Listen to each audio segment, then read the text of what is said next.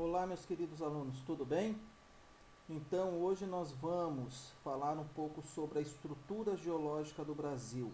Tranquilo? Então, as formações, a forma de relevo, entre outras, partes da geologia, certo? Nós já vimos lá na transição entre o primeiro e o segundo trimestre. Agora vem logicamente aí, é como se fosse um revisional para vocês, beleza? Que bom que tem esse revisional aí, mostrando para vocês aí como que é a estrutura geológica do nosso país e junto, logicamente, com a estrutura geológica do nosso país, eu vou falar para vocês um pouco também, certo? Nessa ou na outra aula, sobre os recursos minerais. Então, nós vamos, estar ali é, fazendo um leque de ligação entre a estrutura geológica que há no nosso país, que forma o nosso país, e, logicamente, tá, os minérios que contém junto nessas estruturas geológicas que, logicamente, rende bastante lucro aí para a nação brasileira. Beleza? Então vamos lá ver um pouquinho aí, então sobre a estrutura geológica então do nosso país. Então vejam bem, tá? Nós temos que lembrar que o Brasil, tá? Ele possui três tipos de rochas, ou seja, dentro da sua estrutura geológica, tá? As rochas que mais se destacam aí são as rochas magmáticas, as sedimentares e as rochas vulcânicas, beleza?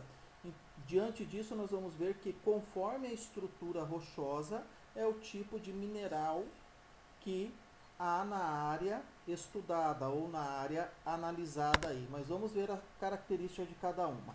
Então nós temos aí as rochas cristalinas ou magmáticas.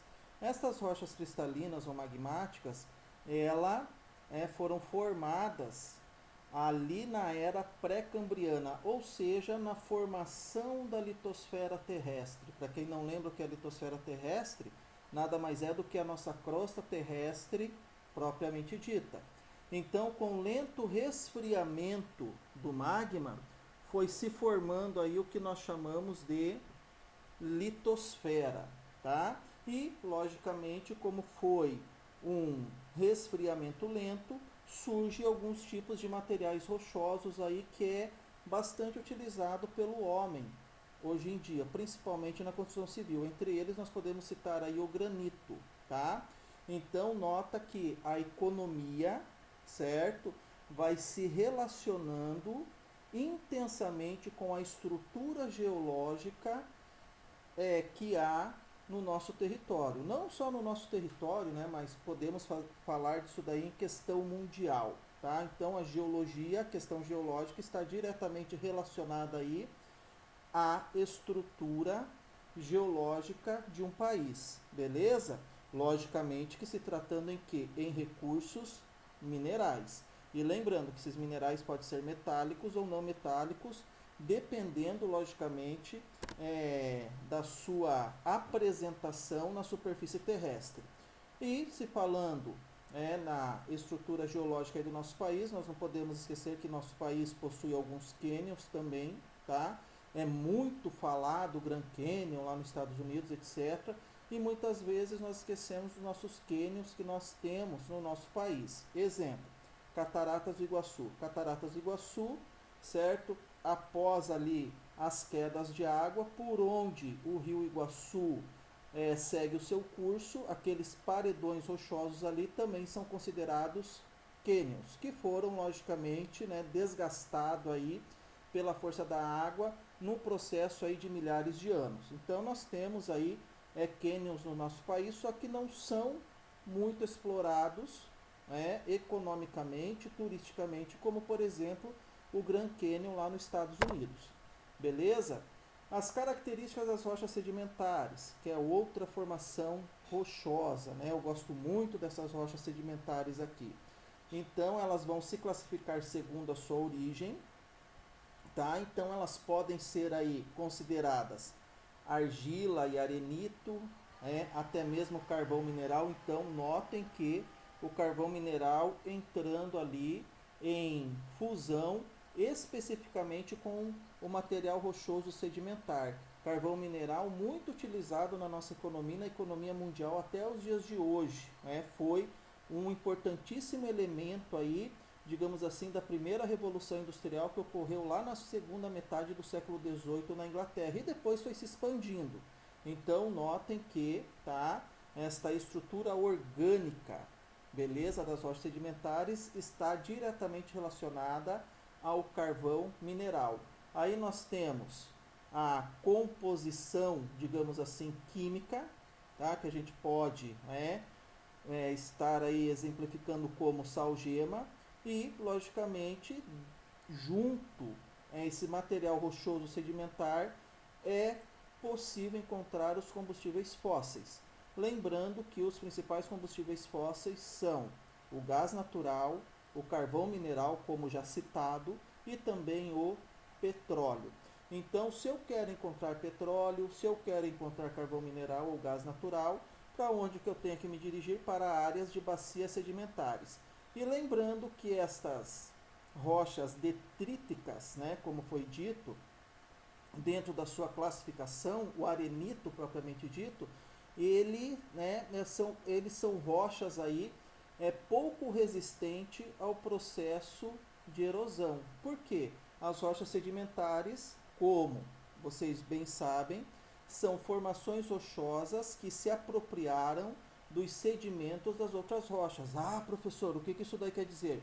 Quer dizer que essa formação rochosa, beleza?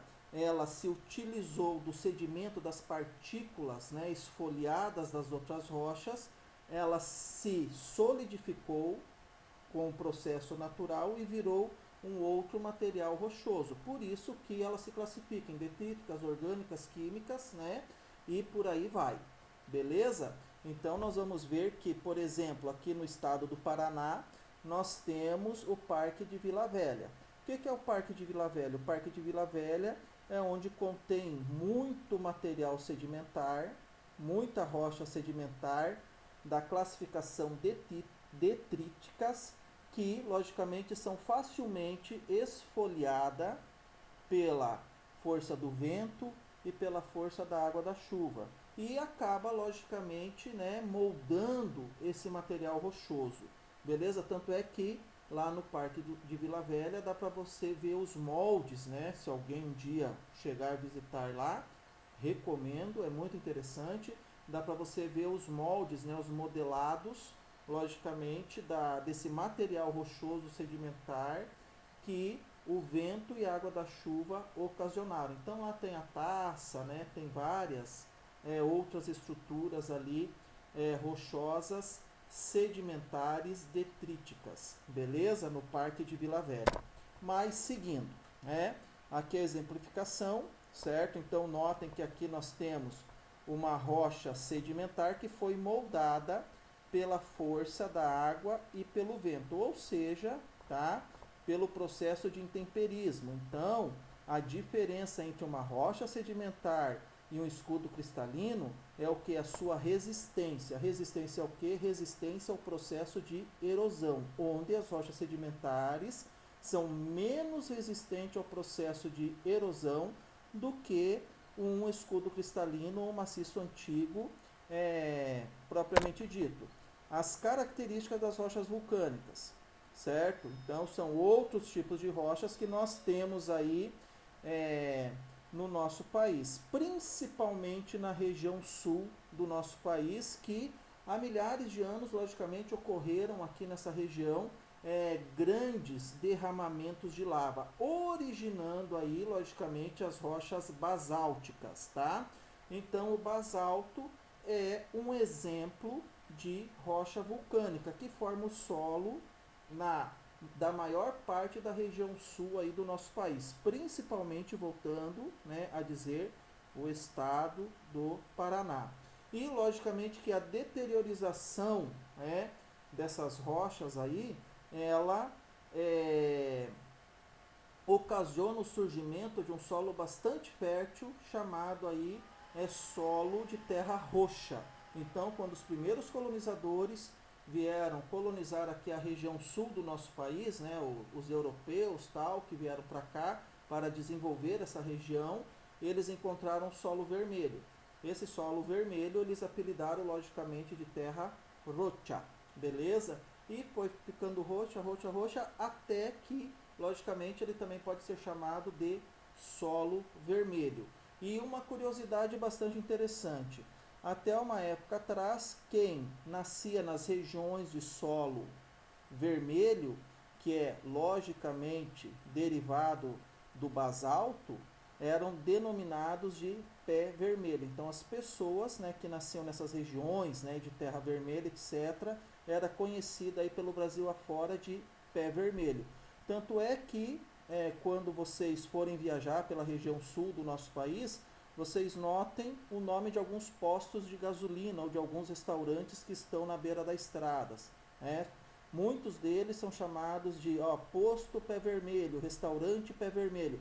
E tem gente que não sabe de onde que vem essa nomenclatura. Essa nomenclatura vem do solo, que é vermelho, que tem a sua origem no desgaste da rocha basáltica e que é extremamente fértil, beleza? Aí, logicamente, nós temos, né, as estruturas aí das serras do leste e sudeste do nosso país, tá? Que é formado, logicamente, por um outro tipo de solo, porque, logicamente, foi aí deteriorado para a formação desse material rochoso nas planícies, outro tipo de rocha diferente do basalto propriamente dito. Então, em se tratando de Brasil, tá? Nós temos aí, olha só, sedimentos recentes, tá? Que data lá do período Cenozoico, que é essas estruturas aqui amarelas. Então, vejam bem, né?